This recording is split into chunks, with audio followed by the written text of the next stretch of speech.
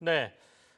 반도체가 올해 가장 좋다라고 얘기는 합니다만은 완성차도 좀 둘러볼 필요가 있을 것 같아서 오늘 유진투자증권의 이재일 연구원을 모셨습니다.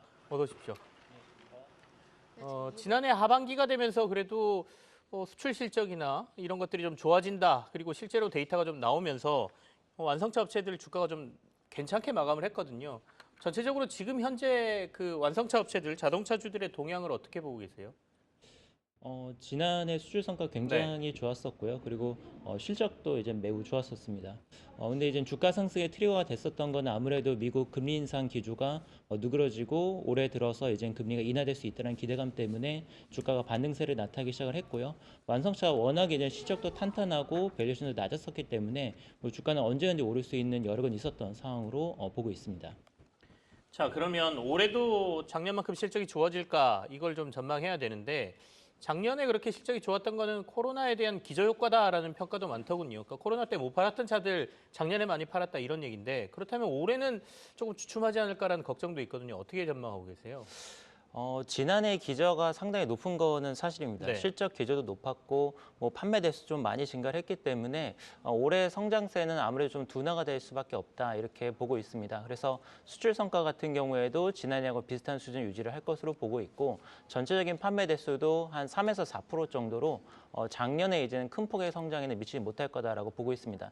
다만 이제 앞서 말씀드린 것처럼 뭐 여러 가지 이제 금리 인상 기조 속에서 우려들이 주가에는 좀 선반영이 돼 있었기 때문에 뭐 올해 전체적인 그림을 보자면은 작년에 우려했던 것보다는 굉장히 좋은 호시적인 유지가 되는 한 해가 될 거다 이렇게 보고 있습니다. 그래도 어쨌든 국내 자동차 업체들의 이익 수준이 올라간 건 굉장히 눈여겨볼 만하다라는 생각이 드는데 결국 올해 자동차 업계의 가장 큰 이슈는 전기차 시장 아니겠습니까? 이쪽 시장에 부진 전망들이 좀 있어서 올해 어떨까에 대한 걱정이 좀 있거든요. 어떻게 보고 계세요?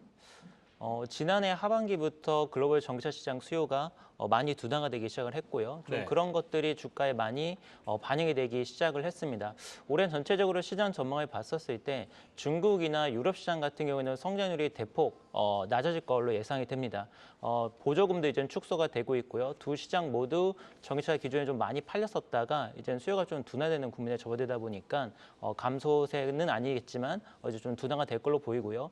미국 같은 경우에도 작년에는 이제 기대에 못 미쳤지만 올해도 40에서 50% 정도의 어떤 고성장세는 이제 지속이 될 거다 이렇게 보고 있습니다. 그래서 전체적으로 시장 눈높이가 너무 높았었기 때문에 거기에는 못 미치지만 그래도 나쁘지 않은 성장률을 올해 기대를 하고 있습니다. 시장이 눈높이가 좀 높았다. 그 눈높이가 좀 떨어지는 것뿐이지 성장세는 계속 이어질 거다 이런 말씀이시네요. 네, 맞습니다. 오늘 보니까 현대차가 올해 뭐 전기차 라인업이나 이런 것들 연기 없이 그대로 정면 돌파하겠다는 기사가 좀 나오더군요. 그건 어떻게 평가하십니까?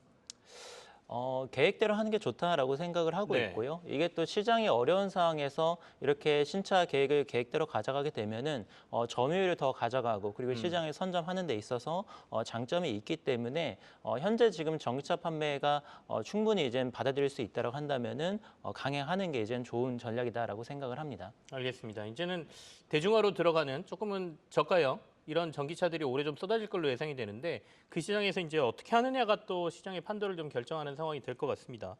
오늘 또 들린 얘기가 테슬라가 무선 충전 개발에 착수했다는 얘기도 들리던데 이게 시장에 좀 많은 영향을 미칠까요? 무선 충전 기술은 이제 조금 더 지켜봐야 될 것 같고요. 네. 전체적으로 이제 테슬라가 이제 충전 인프라를 다른 메이커들한테도 좀 공개를 하고 뭐 여러 가지로 이제 오픈하는 모습이 나타나고 있는데 뭐 이런 전략들은 전체 시장에 플러스 효과가 있을 거로 보고 있습니다. 충전 인프라가 빨리 깔려야지만 전기차 보급 속도가 올라가기 때문에 전기차 보급을 가속화하는 영향이 있을 것 같고요. 다른 메이커들도 테슬라가 기존에 투자했었던 인프라를 동시에 사용을 할 수 있기 때문에 서로 윈윈할 수 있는 전략 방향성으로 가고 있고 시장에도 좋다라고 이제 판단을 합니다. 결국은 테슬라 충전 시스템에 맞춰서 국내 완성차 업체들도 표준화를 그쪽으로 맞춰야 된다 이렇게 볼 수밖에 없는 건가요? 지금 서로 호환성을 가져가려고 노력을 네. 하고 있고요. 좀 표준화를 하려는 움직임들이 나타나고 있기 때문에 물론 이제 미국에서는 테슬라가 워낙 입지가 좋다 보니까 테슬라를 중심으로 미국 시장은 전개될 가능성이 있다고 볼 수 있습니다. 이제 완성차 업체 위주로 저희가 얘기했습니다만은 그 완성차 업체 밑에 딸려 있는 부품주들도 굉장히 많지 않습니까? 올해 부품주들은 어떻게 흐름이 전개될 걸로 보세요?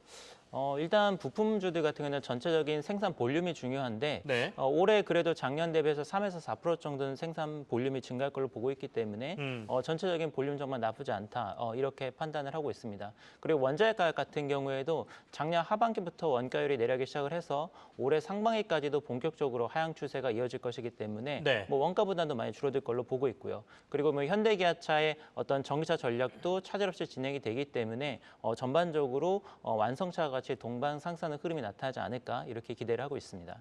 저희가 이제 이 자동차 업체에 투자를 한다 올해 이렇게 생각을 해보면 완성차 업체를 투자하는 게 맞겠습니까? 아니면 부품 업체에 투자하는 게 맞겠습니까? 아니면 아예 전기차 쪽으로 저희가 초점을 맞춰야 되죠. 작년에 워낙 전기차들 관심들이 많으시니까요.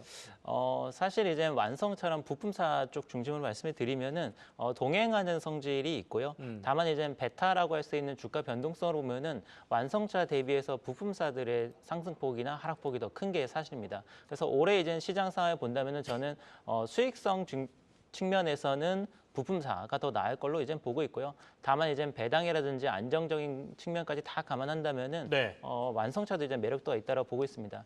부품사 중에서 좀 추천을 드리면은 이제 탑픽으로는 현대차 그룹주 쪽으로 매출 비중이 클수록 유리하다라고 보고 있기 때문에 현대위아나 그리고 뭐 서현이아 그리고 화신 뭐 이런 종목들을 지금 추천을 드리고 있습니다. 안정적인 투자를 하신다면 완성차 업체들이 낫겠지만 아까 말씀하신 대로 주가 변동폭이라든지 이런 탄력성 쪽에서는 부품주가 훨씬 나으니까 수익률을 생각한다면 부품주를 보는 게 낫지 네, 않겠느냐 이런 말씀이세요. 세 개 업체를 말씀하셨습니다. 현대위아, 서현이와 그리고 화신 이렇게 부품주 얘기하셨으니까요. 한번 참고해 보시길 바라겠습니다. 이재일 유진투자증권연구원과 함께 완성차 업체들 한번 살펴봤습니다. 고맙습니다. 네, 마무리를 짓겠습니다. 코스피가 상승세로 올라왔고요. 삼성전자의 상승폭이 조금 높아졌습니다. 이게 아마 코스피 지수를 빨간색으로 돌린 오늘의 가장 큰 영향력 아닌가 싶고 올해 전체적으로 반도체주를 주목하자라는 데에 대한 어떻게 보면 오늘 삼성전자의 흐름이 뭔가를 좀 보여주려고 한 거 아닌가라는 섣부른 기대감도 좀 생각해 봅니다.